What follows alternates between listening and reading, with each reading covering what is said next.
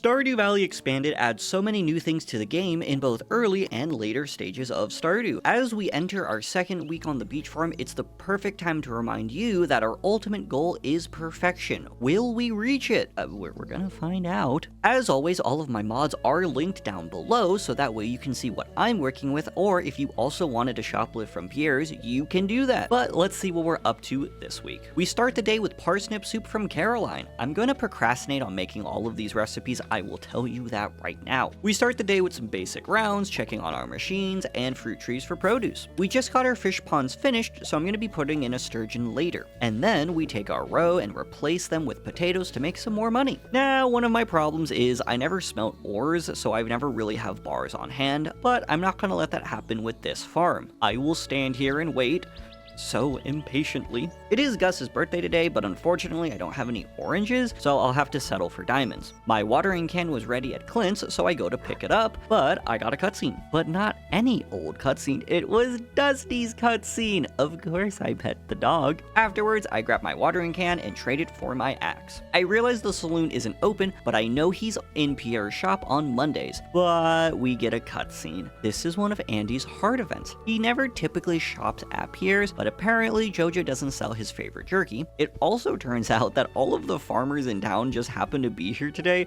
so Sophia was celebrating us being fantastic. What's also fantastic is that Gus is here to accept his birthday present. We also go looking for Penny so we can get brownie points with her, because who else is going to accept our poppies? I know we're done with the mines, but the squid kids are easy to deal with, so we go find one. Now, I did start on the wrong level, but we eventually found one and eradicated it, so it was fine. I like to think it was a productive day. After some daily chores, we head down to the mines to try and get some coal from the dust sprites. We end up finding a dwarf scroll, which is great because I want to talk to the dwarf soon. We just need one more scroll, and I sprint over to the wizard to tell him that I finished the quest yesterday before I forgot. Jody also needed a red mushroom, so we gave that to her for some free money and friendship points. After finishing my gifts, I do what any sane farmer would do. I steal from Pierre. Overall, it was a pretty productive day, and we reached level 6, which means sprinklers. Yay! Tomorrow is the luau, so we'll find something to bring. As for today, we water the crops. With all of our new level ups, we can now make sprinklers for the dirt patch at the bottom of the farm. Fun fact, fire quartz will give you 3 refined quartz back. I run to Clint's to get my axe and crush open some geodes.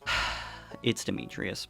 I will say though, with Stardew Expanded, he isn't so bad. He thanks us for letting him set up our cave for his research. He then asks us about some of our progress on the farm. I tell him that Robin has been building us some stuff, and he proceeds to tell us how Stardew Valley got its name. Nerd! We run back to the farm to start breaking down some logs to clear up the space and begin irrigating my lands. I try to get some seeds from Pierre, and then I realize the day. I planted whatever I had. I know it's ugly. It's gonna be prettier next season, I swear. After a long day of working, I do what any sane farmer would do. I steal from the ice cream stand. Today is the day for the potluck. We water our crops, and I check my sprinkler section. I know nothing was ready. I just wanted to make sure everything was irrigated by my sprinklers. And we clear out the rest of the section of trees. Now listen, I know you want me to put Lewis's shorts in the pot, but I am trying to get perfection, and if I put in a great ingredient, I will get 100-something points with some people, so guess what I'm doing? I'm putting in gold mail. And it worked. Eggs make the world go round. It was a short day, but what else do you expect? George gives us a recipe that we won't use for a while, and the sturgeon wants a diamond. What a bougie dude. My hops are also done, and we're gonna have a surplus of them for a while until I can make more kegs. I try to see what the traveling cart lady is selling, but we get another cutscene. This time, Jazz got lost in the woods, so we guide her home. Barney was worried sick and is glad she's home now. Lewis could never. Homegirl actually had something for once, though rabbit's foot is something I can normally get from the Skull Caverns, but I don't want to tempt Yoba right now, so I reluctantly buy it. My poor wallet. I decide to stop by Robin's as I go to turn some things into the community center, and I get another cutscene. This time, it's Maru's 2 heart event, and guess what? after I was praising Demetrius for being better, he's acting a fool again. I have Robin build my barn next to my chickens, and we're gonna move things later on. We don't complete anything in the community center, but we are working closer to it. Pierre wanted a sweet pea, and lucky for him, I'm a hoarder. I decided to spend the rest of the day in the mines to get some more gold for our sprinklers. I didn't realize we would have a decent amount of space to put more sprinklers, so we're gonna maximize the space. Plus, we found the diamond we needed for the pond, so it's a double win. It's storming out, but our melons and squash are done, so yay! Plus, we get a letter from Jazz.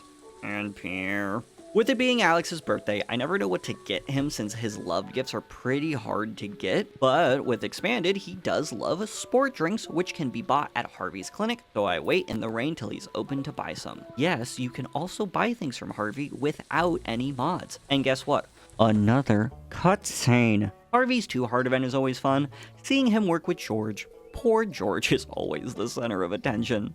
We tell him to listen to Harvey and he caves, saying he will watch his health.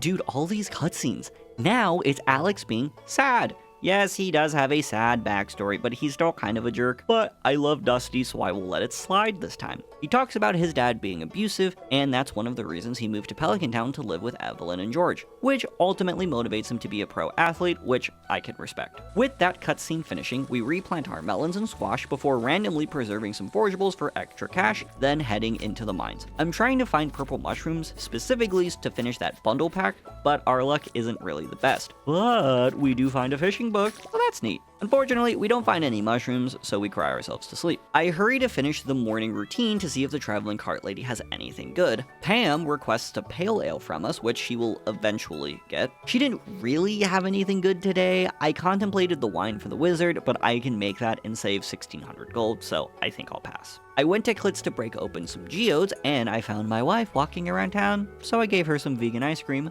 Her favorite. I return to the caves to try and find some purple mushrooms, but instead I find red mushrooms, the wrong color, Yoba. My luck has been weird because mushrooms, nowhere. Gold, diamond, emeralds, everywhere. I give my crops some light so they can see better in the dark before shoving my head into a pillow to cry.